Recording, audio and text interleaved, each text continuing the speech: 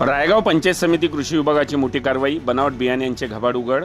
अंतर्गाव येथे 43,000च्या मुद्देमालासह एकास अटक। एकीकडे अवकाळी पावसाने शेतकऱ्यांच्या तोंडाचा घास हिरावला असताना दुसरीकडे जिल्ह्यात बनावट बियाण्यांचा सुळसुळाट बघायला मिळतोय। अशाच बनावट बियाण्यांची विक्री करणाऱ्यावर पंचायत समितीच्या कृषी विभागाने शनिवार दिनांक 24 मे रोजी मोठी कारवाई केली।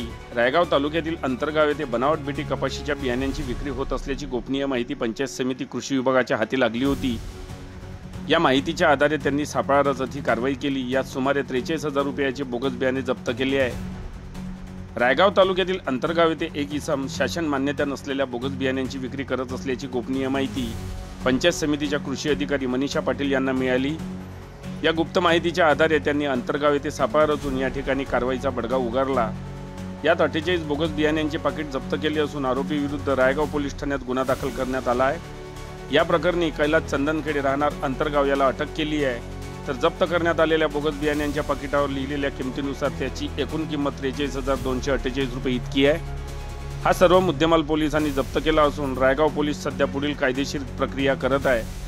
सदरची ही कारवाई कृषी विभाग अधिकारी लहुदास आडे यवतमाळ, मोहीम अधिकारी प्रवीण जाधव यवतमाळ यांच्या मार्गदर्शनात कृषी अधिकारी मनीषा पाटील पंचायत समिती रायगाव, कृषी अधिकारी निलेश भोयर पंचायत समिती कळंब, विस्तार अधिकारी निलेश ठाकुलकर पंचायत समिती झरी, कृषी विस्तार अधिकारी राहुल वंजारी पंचायत समिती रायगाव, आशिष गोपतवार यांनी यशस्वीरित्या पार पाडली आहे।